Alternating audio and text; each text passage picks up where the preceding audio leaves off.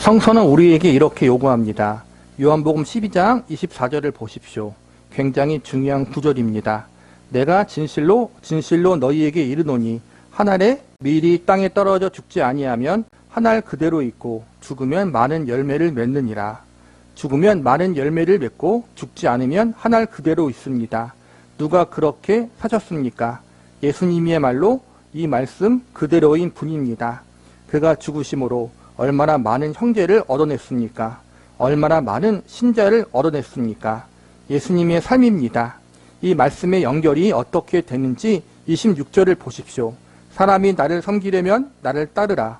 나 있는 곳에 나를 섬기는 자도 거기 있으리니 사람이 나를 섬기면 내 아버지께서 저를 귀히 여기시리라. 우리에게 요구하고 있는 것은 바로 이 같은 삶을 살라는 것입니다. 땅에 떨어져 썩는 밀알, 곧 자신을 희생하고 죽어야 합니다. 요한복음 14장 8절입니다. 빌립이 예수님 앞에 나와 이런 요구를 합니다. 빌립이 가로되 주여 아버지를 우리에게 보여주옵소서. 그리하면 족하겠나이다. 예수께서 가라사대 빌립아 내가 그렇게 오래 너희와 함께 있으되 내가 나를 알지 못하느냐. 나를 본 자는 아버지를 보았거늘 어찌하여 아버지를 보이라 하느냐. 나는 아버지 안에 있고 아버지는 내 안에 계신 것을 너희가 믿지 아니하느냐. 내가 너희에게 이르는 말이 스스로 하는 것이 아니라 아버지께서 내 안에 계셔 그의 일을 하시는 것이라. 예수께서 빌립에게 이렇게 말합니다. 나를 보라. 나를 보면 하나님을 안다. 나를 본 자는 아버지를 본 자다. 나를 보아서 모르겠느냐. 그러면 내가 하는 일을 보아라. 그러면 너희가 하나님을 알 수 없다. 이유가 바로 이것입니다. 어느 누구든지 자기를 위하여 삽니다. 자기 이익을 위해 살고 자기의 자존심을 변화하는 법인데 예수님은 그렇게 살지 않았다는 증명입니다. 나를 보라. 내가 나를 위해 산 적이 있느냐. 내 삶을 보라. 나 아닌 누구를 위해 사는 것에서 내 인생만큼 확실한 자가 있느냐. 나를 보면 보내신 이가 있고 내가 순종하고 있는 분이 있다는 것을 척 보면 알게 되지 않느냐. 바로 이 기록입니다. 십자가를 보면 알 수 있습니다. 예수님께서 죽음을 불사했던 것은 자기를 위해 살지 않는 생애라는 것이 가장 응변적으로 나타나는 사건입니다. 그래서 요구하는 것입니다. 11절을 보겠습니다. 예수님께서 이렇게 말씀하십니다. 내가 아버지 안에 있고 아버지께서 내 안에 계심을 믿으라. 그렇지 못하겠거든 행하는 그 일을 인하여 나를 믿으라. 내가 진실로 진실로 너희에게 이르노니 나를 믿는 자는 나의 하는 일을 더도 할 것이요 또한 이보다 큰 것도 하리니 이는 내가 아버지께로 감이니라. 우리도 예수님같이 살도록 요구받고 있습니다. 우리가 그 안에 있으면 주님같이 살면 주님이 하신 일을 우리가 할 수 있습니다. 우리가 가장 사모하고 우리가 가장 사랑하는 분, 우리의 믿음의 근원 되시고 목적 되시는 예수님의 삶이 어떠한 삶이었어요? 그분이 능력의 삶이었잖아요. 근데 그분의 능력의 삶이 우리가 생각하는 능력, 모든 것들을 다 이루어내는 전지전능한 능력, 그 능력을 우리에게 보여주시는 것으로 끝나는 것이 아니라 그런 능력이 있음에도 불구하고 십자가에서 그분의 생명을 내어놓으셨어요. 억울하게 비판받고 정죄받고 손가락질 받았음에도 불구하고 그들을 용서하기 위해서 하나님 아버지 앞에 기도하는 모습으로 십자가에서 죽으셨어요. 우리가 생각하는 능력과 하나님이 발휘하신 능력의 차이가 여기 있다는 거예요. 철저하게 예수님은 하나님의 일을 감당하셨고 그 하나님의 일은 상적으로 성공하고 형통하고 큰 능력을 발휘해서 사람들의 주목을 끌어서 그 사람들을 통해서 어떠한 목적을 이뤄내는 것이 아니라 철저하게 하나님의 뜻대로 섬기고 희생하시고 죽으셨다는 거예요.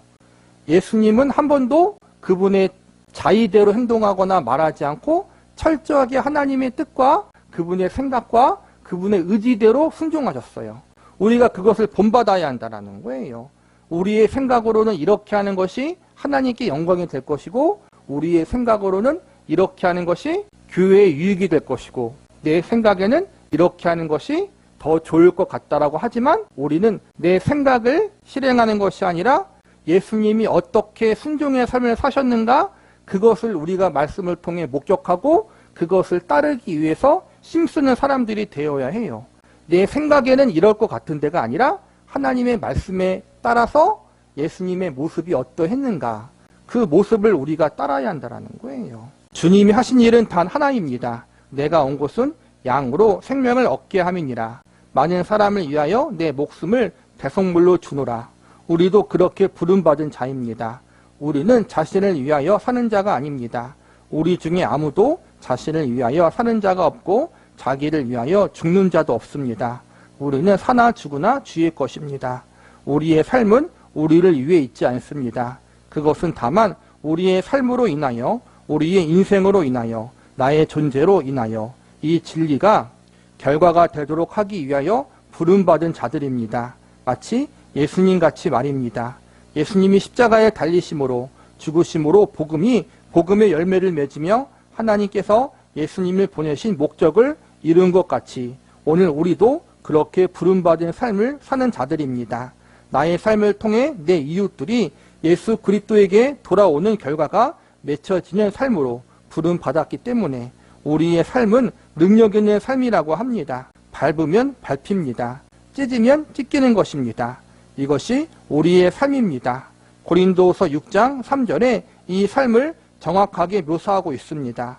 우리가 이 직책이 회방을 받지 않게 하려고 무엇에든지 아무에게도 거리끼지 않게 하고 오직 모든 일에 하나님의 일꾼으로 자천하여 많이 견디는 것과 환난과 궁핍과 고난과 내 맞음과 갇힘과 요란하는 것과 수고로움과 자지 못함과 먹지 못함과 깨끗함과 지식과 오래 참음과 자비함과 성령의 감화와 거짓 없는 사랑과 진리의 말씀과 하나님의 능력 안에 있어 이런 가장 선한 것들을 하나님의 능력 안에 있어서 행합니다. 하나님의 능력 안에 있어 의의 병기로 좌우하고 영광과 욕됨으로 말미암으며 악한 이름과 아름다운 이름으로 말미암으며 속이는 자 같으나 참되고 무명한 자 같으나 유명한 자요 죽은 자 같으나 보라 우리가 살고 징계를 받은 자 같으나 죽임을 당하지 아니하고 근심하는 자 같으나 항상 기뻐하고 가난한 자 같으나 많은 사람을 부유하게 하고 아무것도 없는 자 같으나 모든 것을 가진 자로다. 가난한 자 같으나 남을 부유하게 하기 위하여 우리가 여기 살아있는 것입니다. 고린도후서 8장 9절입니다. 우리 주 예수 그리스도의 은혜를 너희가 알거니와 부유하신 자로서 너희를 위하여 가난하게 되심은 그의 가난함을 인하여 너희로 부유케 하려 하심이라. 그의 가난함은 무엇이고 그의 부유함은 무엇입니까? 하나님이시여 천지를 지으신 창조주로서 그가 죄인의 몸으로 오셔서 죽은 것은 곧 그의 가난하게 되심은 우리를 부유케 하려 함이라 라고 합니다. 바로 6장 10절에 있는 말씀입니다. 근심하는 자 같으나 항상 기뻐하고 가난한 자 같으나 많은 사람을 부유하게 하는 자로 부름을 받은 자라는 말입니다. 그래서 우리의 삶은 삶 자체로 승리가 아닙니다. 이것은 방법으로서의 승리입니다. 승리를 얻기 위한 방법으로서 인생이 주어졌지 인생 자체가 승리로 주어져 있지 않습니다. 나의 인생이 목적이 아닙니다. 나의 삶이 목적이 아닙니다. 나의 삶과 인생은 방법입니다. 이것이 신자와 불신자 간의 다른 인생관입니다. 인생에 승리하기 위하여 불의와 타협하고 부정과 타협하는 것이 아니라 이것을 통하여 영혼을 구원하는 결과를 만들어내기 위해 이 삶을 걷고 있는 자들입니다. 그것을 얻기 위해서라면 이 삶을 우리는 상과 타협할 수 없습니다. 우리의 인생 자체가 승리가 목적이 아니라는 말은, 승리가 방법이라는 말은 신자들이 살아가는 삶이 믿지 않는 사람들이 볼 때 유복하거나 모든 것들이 다 형통하거나 만사가 잘 되어지는 그러한 성공적인 삶이 아닐 수 있다는 거예요. 오히려 사도 바울이 그랬고 우리의 믿음의 선진들이 그랬고 예수님이 그랬던 것처럼 믿기 때문에 세상에서 핍박을 당할 수 있고 믿기 때문에 희생당할 수 있고 믿기 때문에 업신여김을 당할 수 있다는 거예요. 그리고 당연히 복음을 증거하고 예수님을 믿는 믿음대로 성경의 가치관대로 살다 보면은 믿지 않는 사람들과 부딪힐 수밖에 없고 거기서 우리는 그들에게 핍박당하고 고난당할 수 있고 업신여김을 당할 수 있다는 거예요.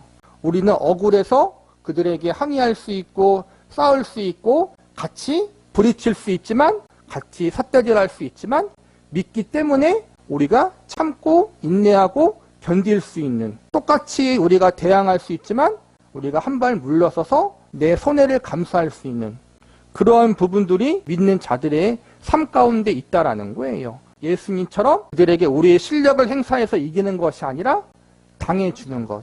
믿기 때문에 같이 부딪히지 않고 한 발 물러서는 것. 그러한 삶의 모습을 보여주는 것이 곧 승리라는 거예요. 믿지 않는 사람들 눈으로 볼 때는 그것이 호구처럼 보일 수 있고 바보처럼 보일 수 있지만 성경의 가치관과 예수님의 모습을 보면은 그게 결국엔 승리라는 거예요. 하나님 앞에서.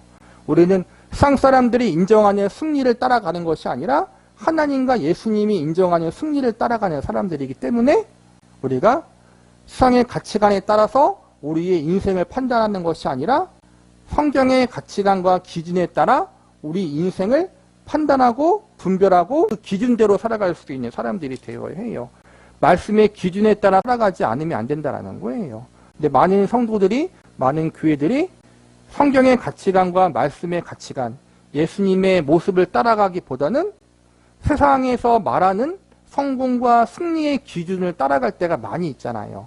좋은 대학 가고, 좋은 취업하고, 좋은 사람 만나서 좋게 결혼해서 잘 되는 것. 그것이 마치 복 받는 것처럼, 승리한 것처럼 우리가 이야기할 때가 너무나 많잖아요. 근데 그게 아니라는 거예요. 예수님이 그렇지 않았기 때문에. 사도 바울도 마찬가지고. 우리는 성공과 승리의 기준을 세상의 것에 두는 것이 아니라 철저하게 예수님께 둬야 한다. 성경 말씀에 둬야 한다는 거예요. 하나님이 우리더러 매달 1,000만 원씩 바치라면 안 하겠습니까? 그래도 우리는 기꺼이 할 것입니다. 돈이 없으면 장기를 팔아서 갖고 오든지 한국 은행을 털든지 무슨 수라도 썼을 것입니다. 하나님께서 우리에게 요구하시는 것이 너가 나를 위하여 승리를 해달라는 것이 아니라 내가 이 승리를 갖고 있으니까 내가 이 승리를 위하여 너를 가난한 자로 쓰겠다는 것입니다. 가난한 자가 물질에 관한 것이 아님을 이미 아실 것입니다. 우리를 세상의 것에 대한 승리가 아닌 세상의 것으로는 실패한 자로 쓰시겠다는 것입니다. 우리를 가난한 자로 쓰셔서 이 영혼을 구원하는 이 승리를 이루어내는 일에 우리 인생을 쓰겠다고 부르신 것입니다. 우리더러 매달 1,000만 원씩 갖다 바치라고 해도 바쳐야 될 입장임에도 불구하고 그것이 아니라 과부의 2 렙돈만 내라는 것입니다. 그것을 우리가 못하겠습니까? 1,000만 원씩 갖다 바치라면 그건 어렵지만 오늘의 번 것 중 10분의 1만 바치라는 것이야. 못 바칠 것이 뭐겠습니까? 그것은 액수를 비교하는 것이 아닙니다. 우리에게 성공해라, 승리해라, 높은 사람이 되라고 요구하시는 것이 아니라 저도 좋다, 실패해도 좋다고 하나님께서 요구하는데도 이 길을 못 가겠느냐 하는 이야기입니다. 이건 갈 수 있는 길입니다. 아니, 가야만 하는 길입니다. 이것이 하나님이 우리를 부르시는 부름입니다. 승리자로 부르지 않는다는 것을 명심하셨으면 좋겠습니다. 우리는 영혼을 구원하는 이 승리, 영혼을 준비시켜야 하는 이 진리를 결심시키기 위하여 부름받은 걸음들입니다. 우리로 말미암아 그 나무를 키우기 위하여 부른 것입니다. 퇴비를 만드는데 썩지 않으면 어떻게 하시겠다는 것입니까? 김치를 담그려고 소금물에 절궜는데 그 다음날 보니까 배추나무가 되어 퍼렇게 살아있습니다. 우리를 하나님이 무엇으로 만들자는 것입니까? 소금에 절어 있으라고 합니다. 세상의 문제에 절어서 파김치가 되어 오십시오. 하나님이 맛있게 드시게. 이것이 성서가 진술하는 내용입니다. 세상에서 지라. 어떤 문제에 관한 한 세상적인 방법에 관한 한 절하. 그걸로 승리하지 말아라. 정당하게 살아라. 하나님 앞에 순종하라. 돌을 던지면 맞아라. 이것이 성서가 요구하는 것입니다. 거기에 우리가 부름을 받았습니다. 제가 마지막으로 위로를 하나 드릴 것이 있습니다. 이제부터 길어야 20년입니다. 아주 길어야 30년입니다. 군대에 가면 이렇게 말합니다. 맘대로 해라. 거꾸로 매달아도 좋다. 그래도 국방부의 시계는 돌아간다. 그리고 제대 날짜만 셉니다. 수고해봤자 3년입니다. 우리가 지금부터 홀딱 매를 맞아도 30년만 맞으면 끝입니다. 우리가 우리 인생에 가장 못 알아듣는 것이 이것입니다. 우리의 능력이 무엇입니까? 우리를 통하여 하나님이 영혼을 구원하시고 하나님의 영광을 드러내시는 일을 위하여 오늘 나를 걷게 하시는 이것을 그 목적에 부합되는 방법으로 산다는 자세입니다. 여기에 우리의 능력이 있는 것입니다. 군대 지금 2년이죠. 2년만 고생하면 된다는 거예요. 2년만 참자. 마찬가지로 우리 성도들도 30년만 참자라는 거예요. 길어야 30년. 언제 죽을지 모르겠지만 저희 같은 경우는 80세, 90세 하면은 아직도 50년 살아야 되는데, 그죠? 권사님들 같은 경우에는, 그죠? 길어야 30년이에요. 30년만 고생하면 이제는 우리는 끝난다라는 거예요. 영원한 천국에 가니까. 그러니까 이젠 우리가 30년만 참자. 내 남은 인생이 영원한 것이 아니잖아요. 영원하지 않은 인생, 그 순간만 참으면 된다라는 거예요. 그 순간만 잘 참고 믿음으로 인내하고 견뎌내면 우리가 된다라는 거예요. 예수님이 했던 것처럼, 우리의 신앙의 선배들이 갔던 것처럼 참고 견디고 인내하자. 하나님을 위해서, 영혼 구원을 위해서, 복음 증거를 위해서, 교회를 세우기 위해서 우리가 참고 견디자. 그런데 우리는 참 그래요. 길어야 100년이잖아요. 그렇죠? 100년 사는 인생, 그 100년 살려고 아둥바둥 별일을 다 하잖아요. 돈을 긁어모으고 명예를 얻기 위해, 권력을 얻기 위해서. 특히 우리가 정치인들 보면은 권력을 얻기 위해서, 대통령 5년이잖아요. 5년 그걸 얻기 위해서 진짜 난리를 치잖아요. 그 권력 때문에. 우리 인간도 그렇다라는 거예요. 그 잠깐의 권력을 위해서, 명예를 위해서, 인생을 위해서 그렇게 모든 걸 바치는데, 우리는 영원한 삶이 약속되어 있는 천국의 자녀와 백성인데도 불구하고 우리가 이 잠깐을 못 참겠냐는 거예요. 우리에게 주어진 인생, 말씀에 순종하고 예수님을 바라봄으로 끝까지 잘 인내하고 참아내고 살아가자라는 거예요. 세상에서 성공하고 세상에서 승리하는 것이 아니라 예수님 안에 승리, 예수님 안에 있는 그 모든 보화, 좋은 것들이 있으니까 그 예수님 안에서 참고 인내하며 살아가자라는 거예요. 신자들의 자랑이란 때리려면 때리라는 것입니다. 그것으로 말미암아 하나님의 영광이 선포되고 하나님이 하시고자 하는 일이 됩니다. 우리가 여기서 펄쩍 뛰고 일어나면 하나님이 하실 일이 되지 않는다고 합니다. 자존심을 세우고 고통을 중지하는 일은 언제든지 할 수 있습니다. 그러나 거기에 하나님이 요구하는 열매가 맺혀지는 생은 일어나지 않는다고 합니다. 우리를 위해서 하나님이 요청하는 것은 신앙이 아닙니다. 신앙생활 속에서 어느 만큼이나 우리의 신앙이 하나님이 목적하시는 목적을 위하여, 그 결과를 위하여 부름받은 방법으로 살고 있는가를 돌아보는 것이 필요합니다. 이것이 신앙 성숙에서 가장 필요한 것입니다. 오늘날 한국교회 신자들에게 가장 큰 병이 있다면 건강하게 크지 못하고 철이 들지 않고 있는 점입니다. 우리는 우리의 신앙이 철이 들도록 해야 합니다. 하나님 앞에 부름받은 우리 인생, 나의 삶이 어떤 것을 위하여 존재하는가를 보십시오. 우리의 삶이 능력이 있다는 것은 결국 나를 증명하는 능력이 아니라 하나님을 증명하는 능력이란 것을 아신다면 당할 수 있는 능력이 생깁니다. 사도 바울이 기록한 오늘 본문 고린도후서 11장 21절 이하에 있는 그 아픔을 우리가 드디어 당할 수 있게 됩니다. 패라, 찢어라, 밟아라, 밟으면 터지기밖에 더하겠느냐.